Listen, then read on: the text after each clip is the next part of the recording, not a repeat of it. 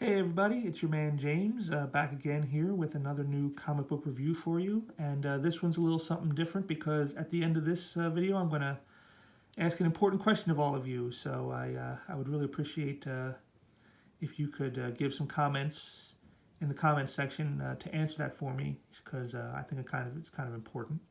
But today I'm continuing going through the Dynamite books that my wife ordered a little bit ago there, and we're going to do the Hack Slash versus Vampirella #1 by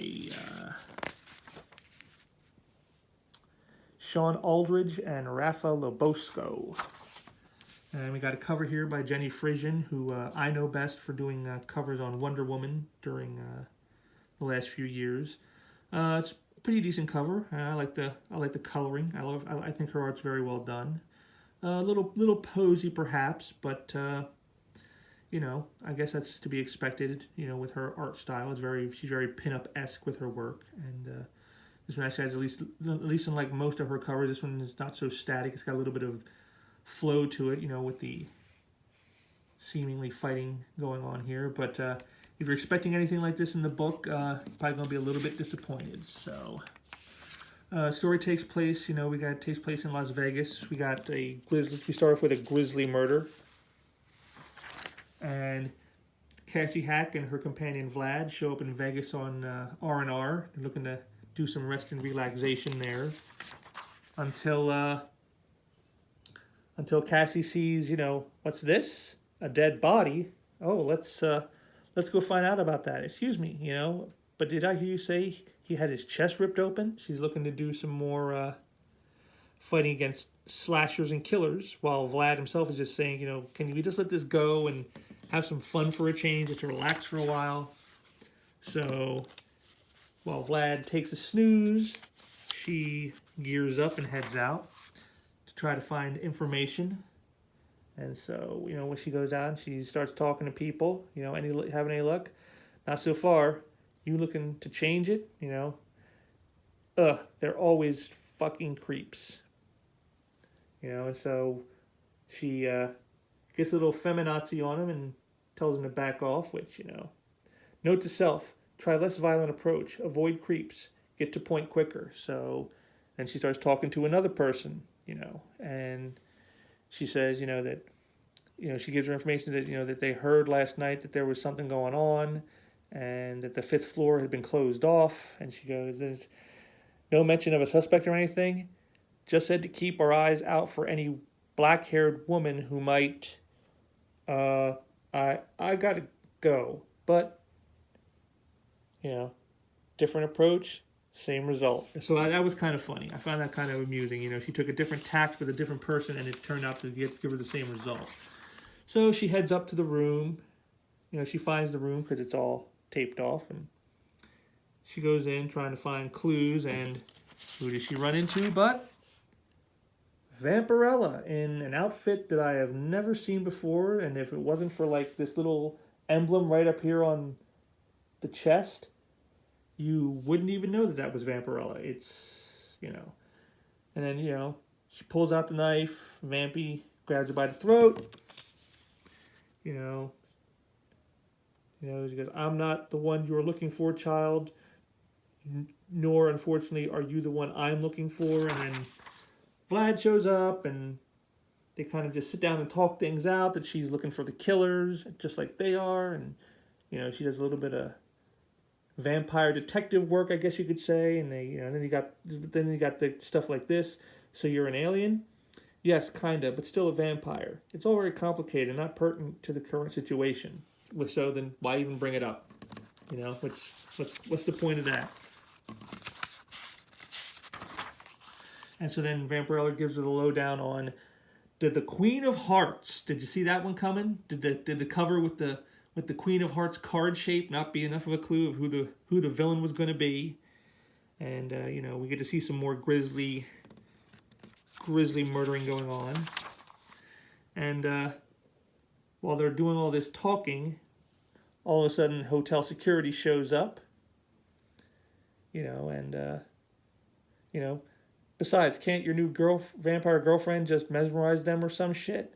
I can do one better. And then, how about a wing? And she just flares out her wings, and then they just, sweet mother of mercy, and then they let her walk by, Never mind the fact that she's in a room that was a crime scene and with other people there, and, it's no big deal, just let her go,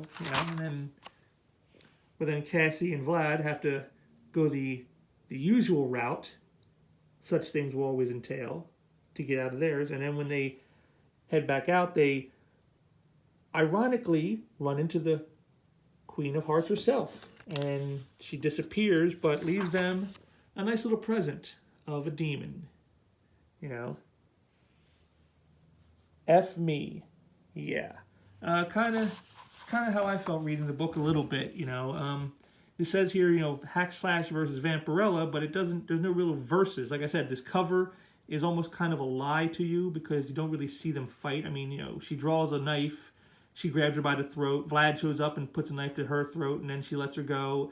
There's no real fight. They talk. They talk it out. It's very boring, very dull.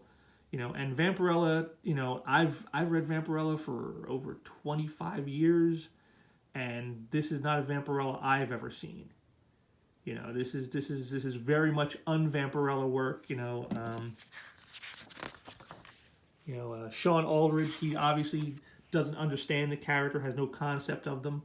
Hack Slash is a character. These characters are not ones I'm as familiar with, although I have read a little of their stuff. At least Cassie Hack came off like the character that I've read the few times I've read her before, so she felt true. But Vampirella very much did not. It felt, like they were just using... I mean, you could almost take Vampirella out of this and put in any other type of character. Put in, Van Helsing, put in another vampire, put in Blade from Marvel, put in anybody. It could be the same thing. There felt like the use of Vampirella is just because Dynamite has the rights at the moment to use her. And that's all this was. They didn't think about the character herself and how that plays, And the art's okay, Reminds me a little bit of, what's his name, Edward Rizzo from 100 Bullets. Kind of that whole sharp lines and dark shadows on top of each other. It's fine. But again, when you get to Vampirella, it's just very, very unimpressive. Very, very bland. I did like the coloring. The coloring was nice. Like you can see right here, you got her in the dark blue with the red in the background, and then later here she is. Now she's purple, and you got the yellow in the background. So it's like contrasting color. I mean, they did a good job with that. But again, it's all very kind of meh, very meh, And like I said, and the use of Vampirella was just a waste. They didn't really use Vampirella to her benefit. And like I said, there's definitely no verses in here, not at all. It's maybe in the future issues they had more battle, but this cover is as close as you get to any real battles going on. So is this a recommend? No, it's not a recommend, but it is the best Dynamite book I've read so far. The ones that were sent, I give it a 5 out of 10. Can't really recommend it unless you're a diehard Hack Slash fan. Maybe you'd enjoy it then, because like I said, Cassie Hack, was played pretty straight to how she's supposed to be. So this feels much more like a Hack Slash story than a Vampirella one. And like I said, Vampirella was done no services in this story. So it's not one I can really heartily recommend to you to try out. Maybe other issues were better than this, but if this was issue 1, and if you can't really hook me here, it's probably not going to happen. We're going to say, let me go check out the next one after this. So definitely a dropped ball here. Kind of sad, because I really thought that this was one that might actually be entertaining to me, and it just kind of wasn't quite what it should have been.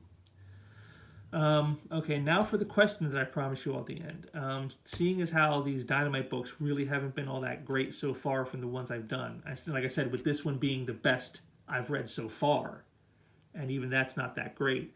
What do you guys think? Do you think I should keep going through the pile of stuff the wife has and keep reviewing them, or should I just move on to other stuff instead? Maybe we have a better shot at seeing something, that's enjoyable for a reader, because while it's fun to roast books and laugh at some of the mistakes they make and things they do, I also want to try to point people to stuff that's actually worth reading. And so far, this Dynamite stuff hasn't really come across in that way. So I would really appreciate if any of you who watch this video, if you let me know if you think I should continue on with the Dynamite books that the wife purchased, to see if there's anything in there actually worth it or not. I really appreciate that. And if you like the video here, give it a like and drop me a comment below. If you didn't like it, comment below as well. I'm always interested to hear what you guys got to say.